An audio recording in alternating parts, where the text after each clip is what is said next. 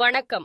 உலகம் முழுவதும் நடந்த நிகழ்வுகளின் தொகுப்புகளை சில நொடிகளில் உங்கள் கண்முன்னே நிறுத்தும் டாப் 20 செய்திகள்.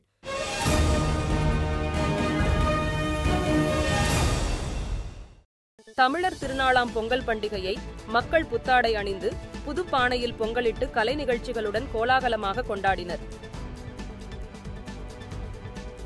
பொங்கலையொட்டி நடைபெற்ற உலகப் புகழ்பெற்ற மதுரை அவனியாபுரம் ஜல்லிக்கட்டு போட்டியில் 1100 காளைகள் மற்றும் 900 மாடுபிடி வீரர்கள் களம் கண்டு வாடிவாசலில் சீறி பாய்ந்த காளைகளை வீரர்கள் அடக்கினர். மேலும் வெற்றி பெற்ற வீரர்களுக்கும் காளைகளுக்கும் பரிசுகள் வழங்கப்பட்டது. பொங்கல் பண்டிகையை முன்னிட்டு முதலமைச்சர் மு.க. ஸ்டாலின் வெளியிட்டுள்ள வாழ்த்து செய்தியில், உழவே தலையென உழுதுண்டு உலகத்தார்க்கு உண்டி கொடுக்கும் உழவர் பெருமக்களுக்கும் உலகெங்கும் வாழும் தமிழ் உடன்பிறப்புகளுக்கும் இனிய தமிழர் திருநாள் நல்வாழ்த்துக்கள் என்றும், மேலும் உதயசூரியனின் ஒளியெனத் தமிழரின் உள்ளங்களில் மகிழ்ச்சி நிறையற்றும் என பதிவிட்டுள்ளார். பொங்கல் பண்டிகையை முன்னிட்டு தமிழ்நாடு அரசு போக்குவரத்து கழகம் சார்பில் ஏற்பாடு செய்யப்பட்டுள்ள சிறப்பு பேருந்துகள் இயக்கம் குறித்து கிளாம்பாக்கம் பேருந்து நிலையத்தில் போக்குவரத்துத்துறை அமைச்சர் சிவசங்கர் திடீர் ஆய்வு மேற்கொண்டார்.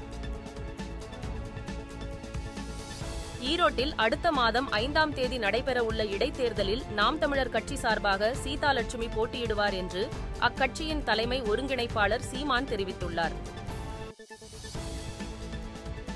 குமரிக்கடல் மற்றும் அதனையொட்டிய பகுதியில் நிலவும் வளிமண்டல கீழடுக்கு சுழற்சி காரணமாக தமிழகத்தில் தூத்துக்குடி, திருநெல்வேலி, கன்னியாகுமரி மாவட்டங்களில் ஓரிரு இடங்களில் கனமழைக்கான மஞ்சள் எச்சரிக்கையை வானிலை ஆய்வு மையம் விடுத்துள்ளது. சென்னை வடபழனி முருகன் கோவிலில் பொங்கல் பண்டிகையையொட்டி சுமார் 1 மணி நேரம் வரிசையில் காத்திருந்து பக்தர்கள் சாமி தரிசனம் செய்தனர். கோவை மாவட்டம் பொள்ளாச்சியில் 10வது சர்வதேச பலூன் திருவிழா கோவை சாலையில் உள்ள ஆச்சிப்பட்டி மைதானத்தில் தொடங்கப்பட்டது. இவ்விழாவினை காண பல்வேறு மாவட்டங்களில் இருந்து ஏராளமான சுற்றுலா பயணிகள் வருகை தந்து கண்டு ரசித்தனர்.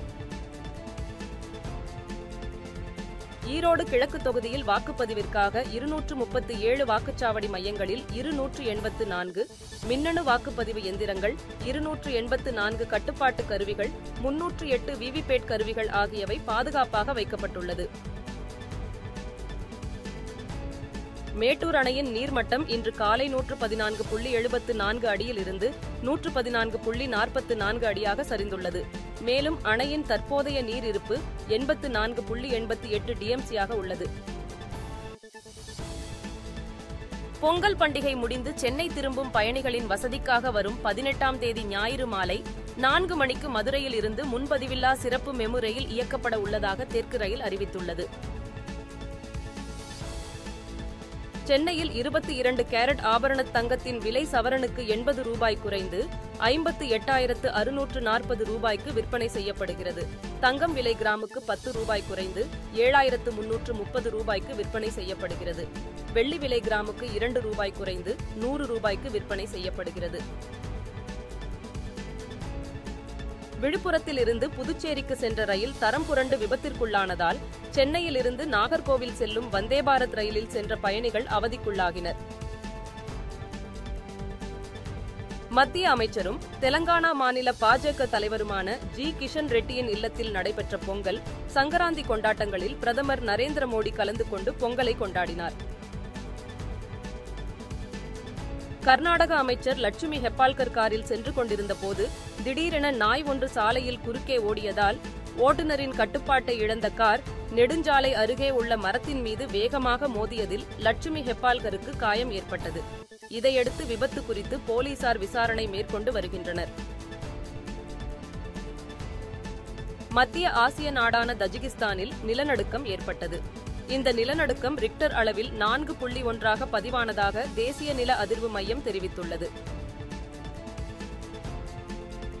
ஐபிஎல் தொடர் மூலம் அறிமுகமான நிதிஷ்குமார் தனது வாழ்க்கையே மாறிய நிலையில் திருப்பதி ஏழுமலையான் கோவிலில் முட்டி போட்டு படியில் ஏறி சுவாமி தரிசனம் செய்து கொண்ட நிகழ்வு ரசிகர்களை நெகிழ்ச்சியில் ஆழ்த்தியுள்ளது. டெல்லியில் நடைபெறவுள்ள குடியரசு தின விழாவிற்கு பயங்கரவாத அமைப்பு மிரட்டல் விடுத்துள்ளதால் முன்னெச்சரிக்கை நடவடிக்கையாக அணிவகுப்பு நடக்க உள்ள இடங்களில் சோதனை நடத்தப்படும் என டெல்லி போலீசார் தெரிவித்துள்ளனர். மேற்கு ஆப்பிரிக்க நாடான நைஜீரியாவில் போகோ ஹராம் தீவிரவாதிகளால் விவசாயிகள் 40 பேர் சுட்டுக் கொல்லப்பட்ட சம்பவம் அதிர்ச்சியை ஏற்படுத்தியுள்ளது.